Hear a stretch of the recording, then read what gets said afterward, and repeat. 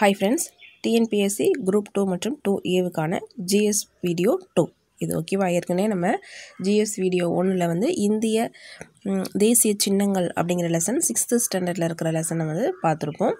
இது வந்து GSோட 2வது வீடியோ ஓகேவா. இந்த வீடியோவில் நம்ம எந்த லெசன் பார்க்க போகிறோம்னு சொல்லி பார்த்தீங்கன்னா 10th ஸ்டாண்டர்டில் இருக்கக்கூடிய ஃபஸ்ட்டு லெசன் ஓகேவா. அழகு 1ல் இந்திய அரசியலமைப்பு அப்படிங்கிற ஒரு லெசன் இருக்கும். ஸோ அது ரொம்ப ரொம்ப முக்கியமான லெசன். ஸோ இதில் என்னென்னலாம் கொடுத்துருப்பாங்க அப்படின்னு சொல்லி பார்த்தோம் அப்படின்னா, இந்திய அரசியலமைப்பு எவ்வாறு உருவாக்கப்பட்டது, ஸோ அதோட சிறப்பு கூறுகள் என்ன, அடிப்படை உரிமைகள், அடிப்படை கடமைகள், அரசு நெறிமுறையுறுத்தும் கோட்பாடுகள், அதுக்கப்புறம் மத்திய அரசு மாநில அரசு உறவுகள், இந்த மாதிரியான நமக்கு டாபிக்ஸ் எல்லாம் வந்து கொடுத்துருப்பாங்க. இது எல்லாமே நமக்கு பார்த்தோம் அப்படின்னா சிலபஸில் இருக்கும் ஒவ்வொரு டாப்பிக்குமே. ஃபஸ்ட் இருக்கக்கூடிய டாபிக் பாருங்கள், இந்திய அரசியலமைப்பின் உருவாக்கம். இதுவுமே நமக்கு சிலபஸில் வரும். ஸோ ஒரு முக்கியமான லெசன் தான் 10th ஸ்டாண்டர்டில் இருக்கக்கூடிய இந்த முதல் பாடம் இந்திய அரசியலமைப்பு அப்படிங்கிறது. ஸோ இதை முக்கியமாக எல்லாருமே படிச்சிருங்க. நம்ம இந்த வீடியோவில் என்ன பார்க்க போகிறோம்னு சொல்லி பார்த்தீங்க அப்படின்னா முகவுரைன்னு இருக்கும் இல்லையா. ஸோ அதுதான் பார்க்க போகிறோம். ஸோ வாங்க பார்க்கலாம் ஓகேவா. ஸோ இந்திய அரசியலமைப்பு சட்டத்தோட முகவுரை அப்படிங்கிறது. ஸோ நம்மளுடைய இந்திய அரசியலமைப்பு சட்டம் இருக்கு இல்லையா, அதோட ஃபஸ்ட் பேஜ் அதுதான் வந்து முகவுரை அப்படின்னு சொல்கிறாங்க. இதற்கு முன்னுரை அப்படி இல்லைன்னா அறிமுகம் அப்படிங்கிற பெயரும் இருக்குது ஓகேவா. ஸோ அரசியலமைப்பின் திறவுகோல் அப்படின்னும் இதை சொல்லுவாங்க. ஸோ இதெல்லாம் நம்ம ப்ரீவியஸ் இயர் கொஸ்டின் பார்த்தீங்க அப்படின்னா தெரியும். இதிலே கொடுத்துருப்பாங்க அரசியலமைப்பின் திறவுகோல்னு. அது யார் சொன்னாங்க அப்படிங்கிறதெல்லாம் கேள்விகளாக கேட்டிருக்காங்க. எர்னஸ்ட் பர்கர் அப்படிங்கிறவர் சொல்லியிருப்பார் ஓகேவா. ஸோ ஃபஸ்ட் நம்ம புத்தகத்தில் இருக்கிறத பார்த்துட்டு அதுக்கப்புறம் முகவுரை சம்மந்தமான ப்ரீவியஸ் இயர் கொஸ்டின்ஸ் என்ன அப்படிங்கிறதையும் நம்ம வந்து பார்த்துடலாம் ஓகேவா. ஸோ ஃபஸ்ட் நம்ம பாடப்பகுதியை பார்த்துடலாம். முகவுரை பிரையாம்பிள் என்ற சொல் அரசியலமைப்பிற்கு அறிமுகம் அல்லது முன்னுரை என்பதை குறிக்கிறது ஓகேவா. ஸோ இது அரசியலமைப்போட அடிப்படை கொள்கைகள், நோக்கங்கள் மற்றும் லட்சியங்களை உள்ளடக்கியது. இது நான் ஹைலைட் பண்ணாத வந்துட்டேன். இங்கே பார்த்தீங்க அப்படின்னா தெரியும்.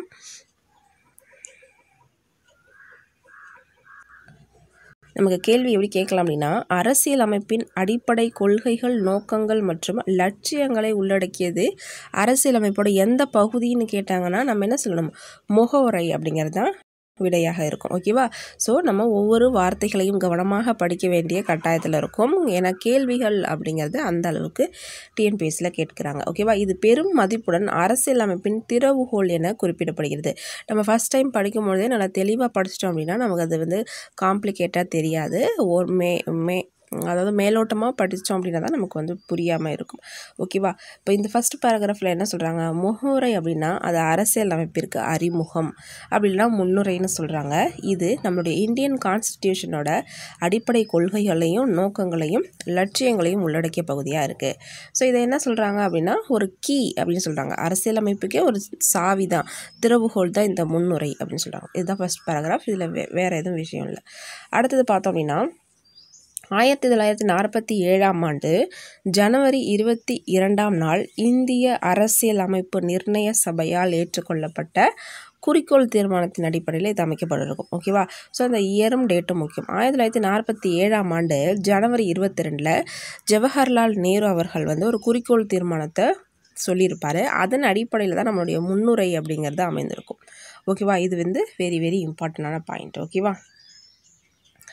அரசியலமைப்பு நிர்ணய சபையால் ஏற்றுக்கொள்ளப்பட்ட ஜவஹர்லால் நேருவின் குறிக்கோள் தீர்மானத்தின் அடிப்படையில் தான் இந்த இந்திய அரசியலமைப்போட முகவுரை அப்படிங்கிறது அமைந்திருக்கும் ஓகேவா.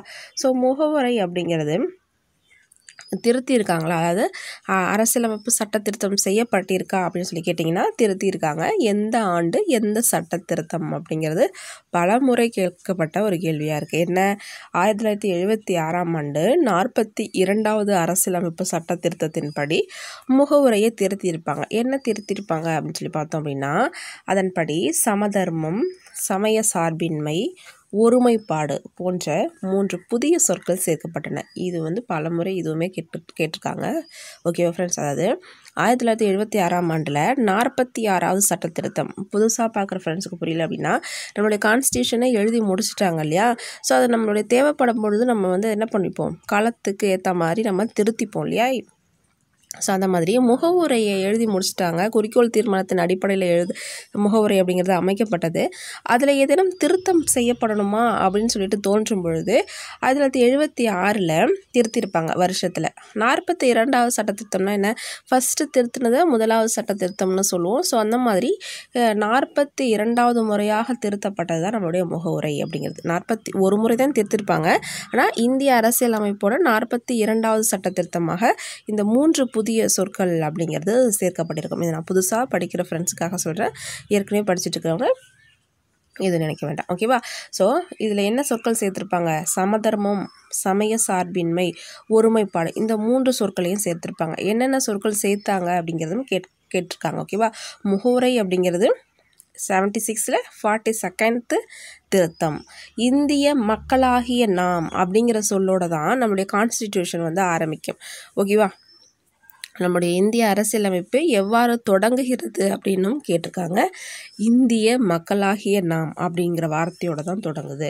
ஸோ இதிலிருந்து நம்ம தான் என்னது, ஒரு அரசியலமைப்போட ஆதாரமே நம்ம இந்திய மக்கள் தான் அப்படிங்கிறத நம்ம தெரிஞ்சுக்கலாம்.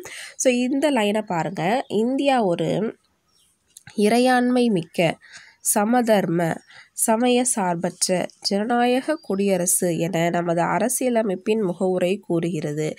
இந்த வரி இருக்கு இல்லையா, இறையாண்மை, சமதர்மம், சமய சார்பற்ற ஜனநாயக குடியரசு அப்படிங்கிறது நமக்கு இந்த ஆர்டரை கேள்விகளாக கேட்டிருக்காங்க. ஓகேவா? ஸோ இந்த ஆர்டரை கேள்விகளாக கேட்டிருக்காங்க. ரொம்ப ரொம்ப முக்கியம். இறையாண்மை மிக்க, சமதர்ம, சமய சார்பற்ற ஜனநாயக குடியரசு அப்படிங்கிறது. ஸோ இந்திய குடிமக்கள் அனைவருக்குமே சமூக, பொருளாதார, அரசியல், நீதி என அனைத்திலுமே பாதுகாப்பு வழங்குவது தான் நம்மளுடைய முகவுரையோட நோக்கமாக இருக்குது அப்படின்னும் சொல்லியிருக்காங்க.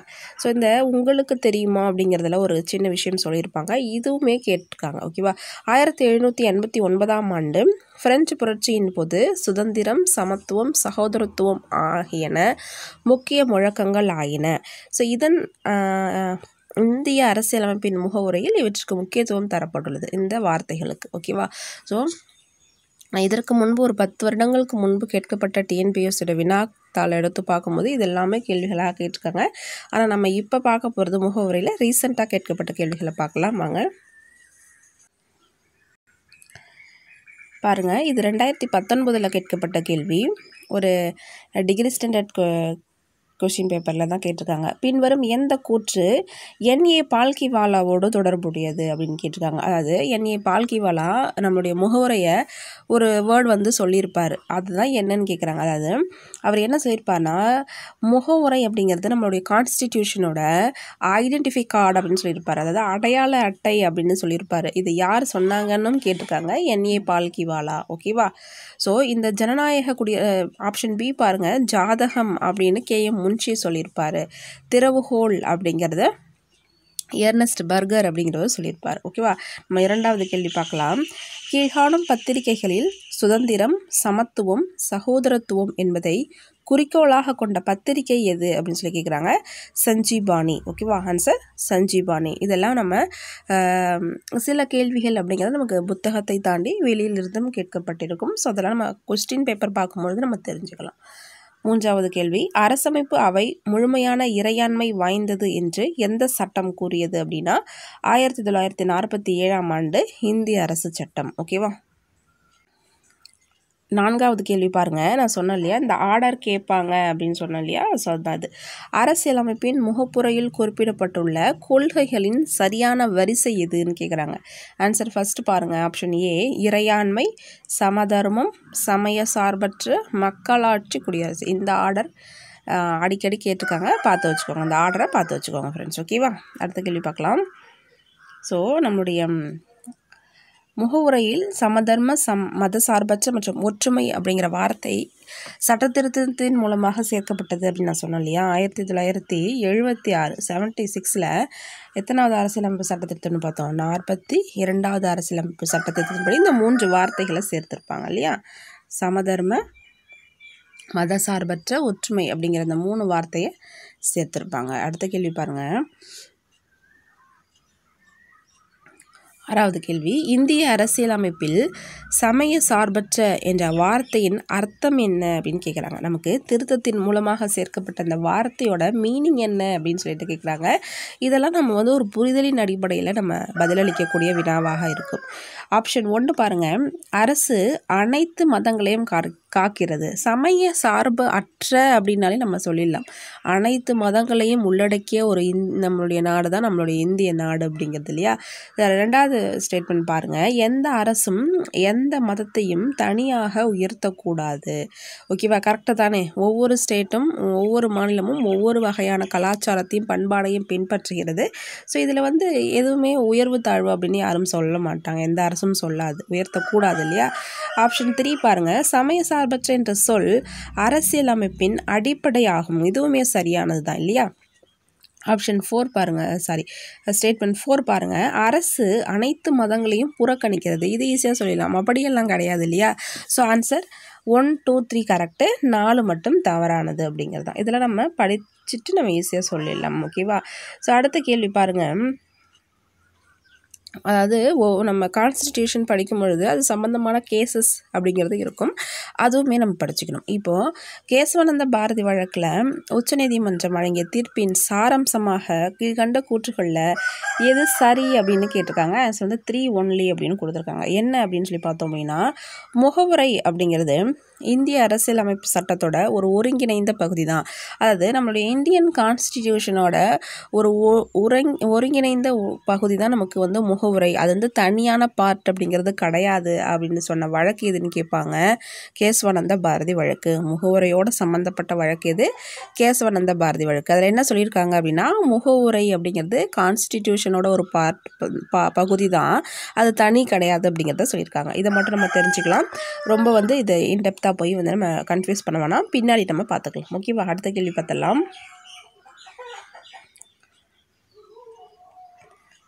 பாருங்க, அரசியலமைப்பின் முகவுரை என்பது அரசியலமைப்பின் ஜாதகம் என கூறியவர் யாருன்னு கேட்குறாங்க. Answer KM Munshi. ஓகேவா. இது ஆப்ஷன் வச்சு ஈஸியாக போடலாம், நம்ம வந்து சொல்லிடலாம். ஓகேவா, KM முன்ஷி. அடுத்த கேள்வி பாருங்கள், முகவுரையில் 6ஆம் பத்தியில் 1976ஆம் ஆண்டு அரசியல் சாசன திருத்த சட்டம் மூலமாக சேர்த்த வார்த்தையை தேர்ந்தெடுக்கும்னு கொடுத்துருக்காங்க. ஆன்சர் என்ன, ஆப்ஷன் C, அதாவது நேர்மை அப்படிங்கிறது. ஓகேவா. இன்டெகிரிட்டி, அது நம்ம தமிழில் பார்க்கறத விட இங்கிலீஷில் இன்டெகிரிட்டி அப்படிங்கிறத நம்ம ஈஸியாக வந்து சூஸ் பண்ணிடலாம். ஓகேவா. அடுத்த கேள்வி, எந்த ஆண்டு இந்திய அரசியலமைப்பின் முகப்புரை திருத்தம் செய்யப்பட்டது அப்படின்னு கேட்குறாங்க.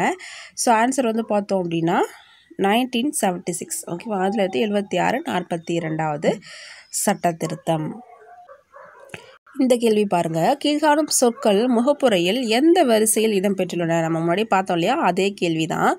இறையாண்மை, சமதர்மம், மதச்சார்பின்மை, அதான் சமய சார்பற்றன்னு சொல்லுவோம், மக்களாட்சி, குடியரசு. ஸோ 3, 2, 4, அதுக்கப்புறம் 1, 5, 1, 5. ஓகேவா. அடுத்த கேள்வி,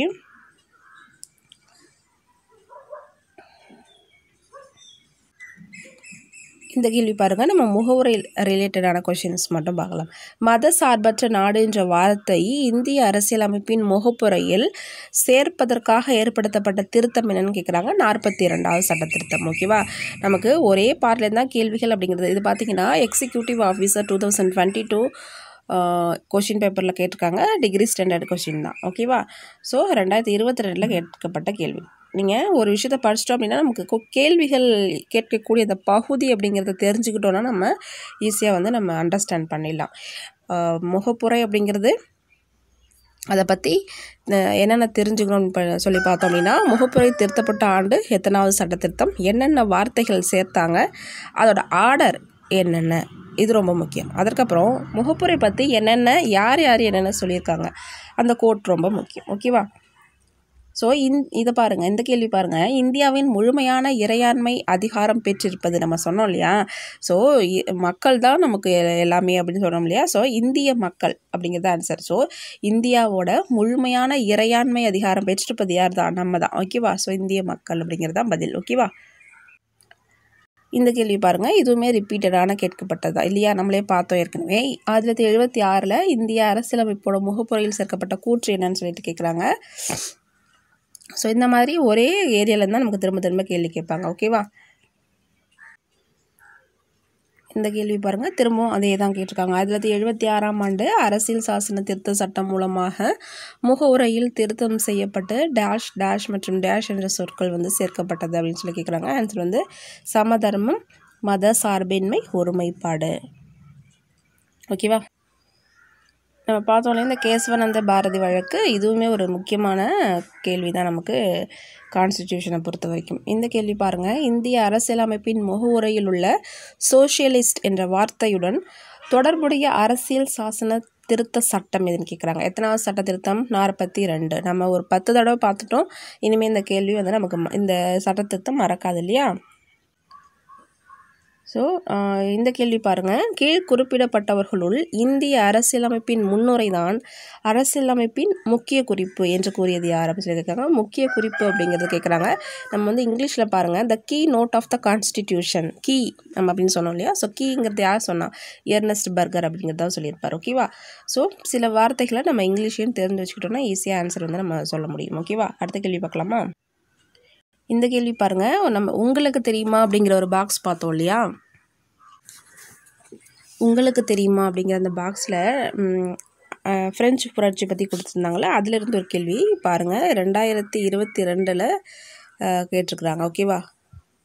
ஃபீல்டு சர்வேயர் எக்ஸாம், இது SSLC ஸ்டாண்டர்ட் எக்ஸாம் தான், ஆனாலும் கேட்டிருக்காங்க. பாருங்கள், சுதந்திரம், சமத்துவம், சகோதரத்துவம் என்ற முழக்கங்கள் இந்திய அரசியலமைப்பின் முகவுரையில் முக்கியத்துவம் தரப்பட்டுள்ளது. இது எந்த புரட்சியோட முழக்கம் அப்படின்னு கேட்குறாங்க. நம்ம பார்த்தோம் ஃப்ரெஞ்சு புரட்சி அப்படிங்கிறது. ஓகேவா? இந்த கேள்வி பாருங்கள், திரும்பவும் கேட்கப்பட்டிருக்கு. 2023 லைப்ரரி எக்ஸாமினேஷன் டிகிரி ஸ்டாண்டர்ட் லெவலில் தான் கேட்டிருக்காங்க. பாருங்கள், அரசியலமைப்பு முகவுரையில் மத சார்பின்மை மற்றும் சமதர்மம் என்ற சொற்களை அறிமுகப்படுத்திய அரசியலமைப்பு சட்ட திருத்தம் எதுன்னு கேட்குறாங்க. 42வது சட்ட திருத்தம். ஓகேவா? ஸோ இவ்வளோதான் ஃப்ரெண்ட்ஸ் முகப்புரையில் கேட்கப்பட்ட கேள்விகள். ஓகேவா? ஸோ நம்ம ஒரு பகுதியை படிக்கும்பொழுது சிலபஸில் இப்போ நீங்கள் என்ன பண்ணுறீங்கன்னா, இந்த வீடியோ பார்த்துட்டு ஒரு கீ பாயிண்ட் ஒரு 10 பாயிண்ட் இருக்குமா, 10 பாயிண்ட்டை மட்டும் எழுதி வச்சுக்கோங்க. தயவுசெய்து இந்த வீடியோவை இதோட ஸ்டாப் பண்ணிடாதீங்க, நான் சொல்கிறத முழுமையாக கேட்டுக்கோங்க. இப்போ முகப்புரையில் இதுதான் இம்பார்ட்டண்ட்டான பாயிண்ட்ஸ், இதை மட்டும் எழுதிக்கோங்க. ப்ரீவியஸ் இயரில் என்ன எக்ஸ்ட்ரா கேட்டிருக்காங்க அதையும் எழுதி வச்சுக்கோங்க. ஒரு 1/2 பேஜ் தான் ஒரு நோட்டில், ஒரு அரை பக்கத்தில் நீங்கள் இந்த நோட்ஸ் எடுத்து முடிச்சிடலாம். இதை ஒரு 2 தடவை படிச்சிட்டிங்கன்னா முகப்புரையை நீங்கள் போய் சிலபஸில் கோடு போட்டுவிடுங்க, அடியில் அண்டர்லைன் பண்ணிவிடுங்க. அடி கோடிட்டு வச்சிட்டிங்கன்னா நீங்கள் அந்த பகுதியை முடிச்சிட்டிங்க அப்படின்னு அர்த்தம். நாளைக்கு திரும்ப படிக்க ஆரம்பிக்கும் பொழுது இதை எடுத்து ஒரு தடவை படிச்சுட்டு ரிவைஸ் பண்ணிக்கோங்க. ஓகேவா? ரிவிஷன் பண்ணிட்டீங்கன்னா உங்களுக்கு மறக்காது. ஓகேவா? ஸோ இந்த மாதிரி படிக்கிறத பாட்டு கம்ப்ளீட் பண்ணும்பொழுது சிலபஸில் நீங்கள் ஒவ்வொரு பகுதியும் அடி கோடிட்டு வந்தீங்க அப்படின்னா உங்களுக்கு எது படிச்சிருக்கீங்கிற ஒரு தெளிவு கிடைக்கும். அது மட்டும் அல்லாமல் நமக்கு ஒரு நமக்கு ஒரு கான்ஃபிடென்ஸ் லெவலை இன்க்ரீஸ் பண்ணி கொடுக்கும். ஓகேவா? ஸோ அடுத்த வீடியோவில் நம்ம இன்னொரு தலைப்போட நம்ம ப்ரீவியஸ் இயர் கொஷின்ஸோ பாடப்பகுதியையும் சேர்த்து பார்க்கலாம். ஓகேவா? நம்ம அடுத்ததாக குடியுரிமை அப்படிங்கிற பகுதியை பார்க்க போகிறோம். 10ஆம் வகுப்பு புத்தகத்திலே நம்ம பார்க்கலாம். அதுக்கப்புறம் அது சம்மந்தமான ப்ரீவியஸ் இயர் கேள்விகள் அதையுமே நம்ம சேர்த்து பார்த்துடலாம். ஓகேவா? ப்ரீவியஸ் இயர் கொஷின்ஸும் பார்த்துடலாம். ஸோ உங்கள் ஃப்ரெண்ட்ஸ் யாராச்சும் TNPSC குரூப் 2க்கு ப்ரிப்பரேஷன் பண்ணுறாங்க அப்படின்னா இந்த வீடியோவை அவங்களுக்கு நீங்கள் ஷேர் பண்ணலாம். இந்த வீடியோவுக்கு மறக்காமல் ஒரு லைக் பண்ணிவிடுங்க. நம்முடைய மஹி TNPSC அப்படிங்கிற யூடியூப் சேனலையும் மறக்காமல் சப்ஸ்கிரைப் பண்ணிக்கோங்க. தேங்க்யூ.